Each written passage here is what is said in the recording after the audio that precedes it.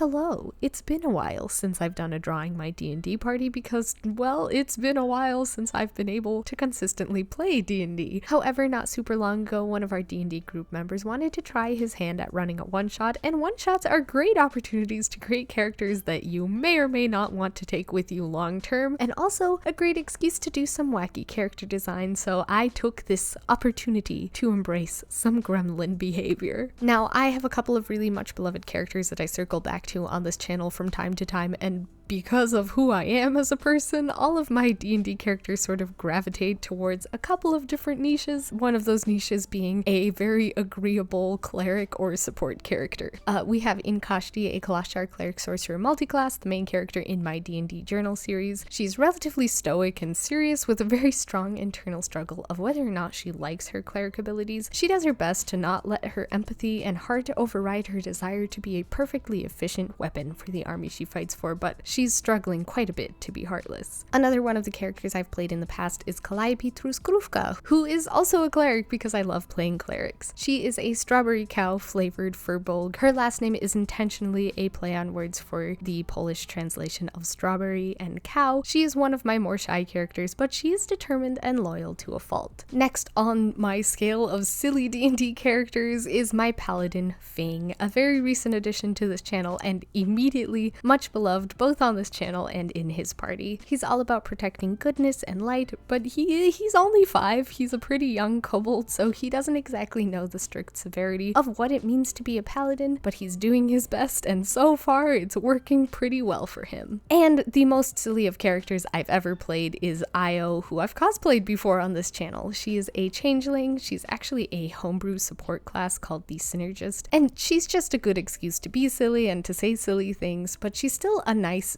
very positive, well-intentioned character. Of course, there are plenty more D&D characters I've addressed on this channel that either didn't get played out or for one reason or another got put on a back burner, but it's relatively clear that I have a tendency to play, if not happy, at the very least agreeable characters with good intentions, because that's my instinct. I know that's what I'm going to be thinking about above table, and it's very difficult for me to play characters that are contrarians or impulsive decision makers that don't consider other people, because I, as a person, worry a lot about people pleasing in real life, and it leaks into my characters' design quite a bit. But this time, I told myself that I wanted my chance to play a gremlin character, someone who's not necessarily agreeable, someone who's a little bit horrible, someone who's a little bit selfish, and someone who is a little bit stinky. I got to see the other players build their characters out first. We had a bard, a cleric, and a wizard going, and I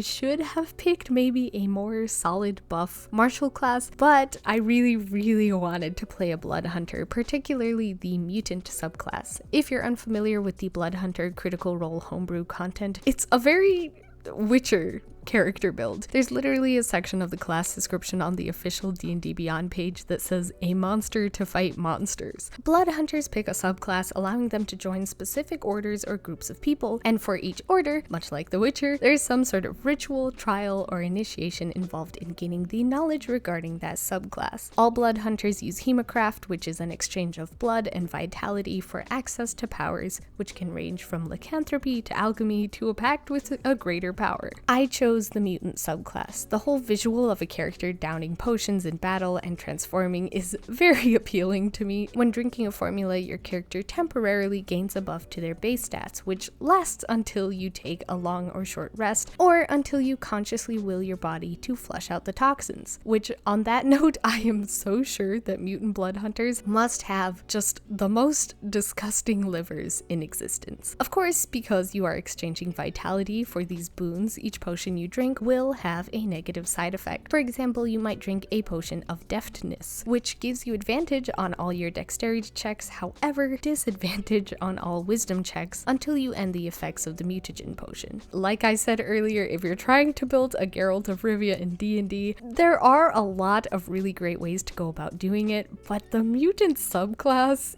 it's pretty much a dead-on starting point. Mutagens aren't the only thing you get as a result of Blood Hunter. You get to pick up a fighting style, so you could pick up dueling, for example, to add extra damage to all your melee weapon hits. You also get 2 attacks per turn starting at 5th level. You can activate a Crimson Right, which again is more damage infused into your weapon, and you can brand people that you've attacked to take additional psychic damage. It stacks, baby. It is a lot of things to keep track of, but as of right now, it's also free in D&D Beyond, which, as much as I like a solid paper character sheet, a digital character sheet makes it a little bit less overwhelming than having to keep track of all your activated states on paper. You just have to include Critical Role homebrew content in your character creation and also make sure your DM is okay with it. I had a hard time choosing between the Lycan subclass and the Mutant subclass because werewolves are cool, but then I remembered shifters are actually an existing race in D&D. Shifters are basically diet Lycans. If you want the flavor of being able to transform kind of into something else without full sending into the Lycan subclass of Blood Hunter, shifters are a really great alternative. They're considered humanoids with beast-like traits, and they come with a lot of different subcategories, meaning you can flavor your shifter with almost any kind of creature, as long as it kind of makes sense with the attributes list. Now, shifters have undergone a couple of changes over time, so there is both a Mordenkainen version of shifters and an Eberron version. Both are quite similar. I personally use the Eberron one. I don't think it made too drastic of a difference. Besides, my only goal was to make a horrible, stinky little rat lady, and that's all that mattered to me. I know the classic gremlin character strategy is to go goblin or kenku or kobold. Nothing is wrong with any of these races, but something about rats it's just so gremlin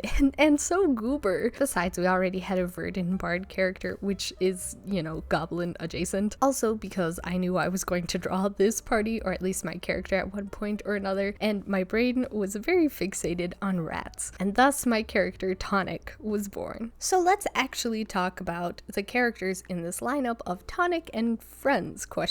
They are a very unlikely quartet. So we have Derekash, who is clearly elven. He's our party cleric, and he's the most malicious compliance is not the right way to describe it, but he will heal anyone and anything for any reason as long as he uses up all of his healing ability by the end of the day. And he has a lot. If you've watched my video on Joesh the Barbarian, this is that player. He goes absolutely ham on character building. I've never seen one of his builds that aren't absolutely min-maxed to hell and back. The second character in the lineup is the Purple Satyr wizard, whose name is Violet. She's a blade singing wizard, she's nobility, just a very lighthearted character in general, whose biggest character trait in the single session that we had was the fact that she was always pulling a snack of hay out of her hip pouch. So obviously I made a major emphasis on this when making up a character design for her. For the time being, I'm going to skip over my rat lady so we can talk about the last character, Hells, our Verdant Bard. This character design I think might be my favorite in this entire lineup. Bard is barding. For one, the buffs are great, but they also just had a very, unfortunately I'm along for the ride, but actually I'm okay with it vibe about them. The whole character was kind of like, oh no, people are making decisions around me. Guess I'll go with the flow about it, which was, it's fantastic. And last but not least, Tonic, my character, the rat lady herself. I always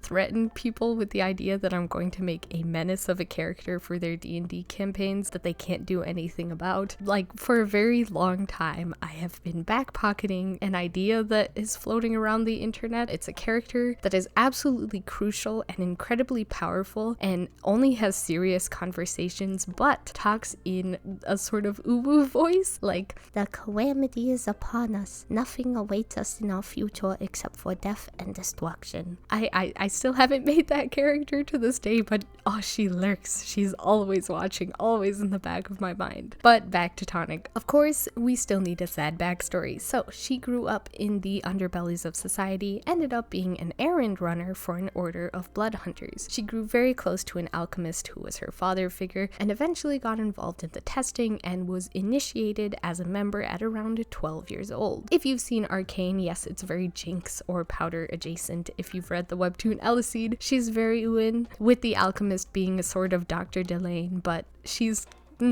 she's not nice. She's not a nice person at all. Which, in terms of this one shot, worked out very well unintentionally. Our party found themselves in just the most perfect city. Nothing was wrong, nobody was needing any help, children are laughing and playing in the streets, nobody has ever experienced anything bad in their lives ever, and Tonic is not happy about it. After some wandering and talking to people and struggling to find direction, Tonic is sick and tired of hearing the laughter of children, so she grabs the soccer ball and she pops it, which absolutely shatters the entire world of not only the children, but stuns and shocks pretty much everyone in the town. The decision to pop the soccer ball actually took me, like, out of character a super long time to act upon, because I felt bad for making the children the subject of my character's malice, but it did seem fitting that Tonic would be incredibly envious of anyone who was having the perfect childhood. In the long run, it was a really good thing that Tonic popped the ball, because this led the party to discovering that the reason everyone was so happy was because everyone was purging their negativity and hatred out into one guy who was suspended in a secret room, just existing to bear all the beatings and torture that these people decided to inflict on him. There was a moral dilemma present of, is it better to let the town remain happy and perfect and let this one guy take all the pain and suffering, or is it better to let this guy live but then cast the town into a quote-unquote normal state? We did end up taking him down as per the decisions of Tonic and Derekash. Tonic personally was not in favor of the perfect town being perfect at the cost of a random guy who didn't even want to be there, and Derekash saw someone that he could heal,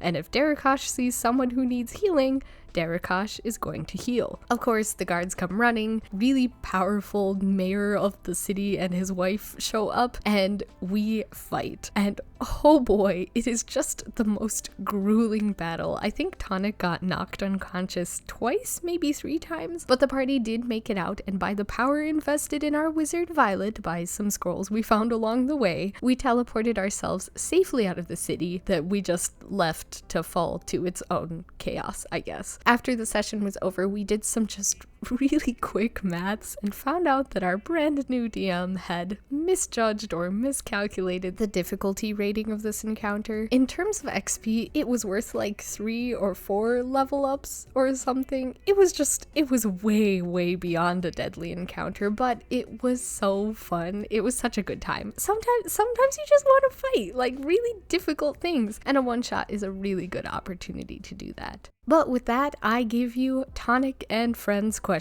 Because what a bunch of silly little guys. What a horribly unmatched group of people. We totally forgot to coordinate outfits beforehand in the group chat. None of us are dressed for the same occasion. I did really miss drawing character groups. It was nice to get into it, but I also forgot how much time it takes to draw multiple characters. Anyways, the DM leveled us up 1 level. We left the session with a hook in case we wanted to continue the chaos another time. All around, just a really great time and a really fantastic first time DM session. 10 out of 10. Would play horrible stinky gremlin Tonic again. Also would love to interact with this fantastic mess of a party again, and hopefully I'll be able to update you guys on how Tonic gets along in future fights, but who knows?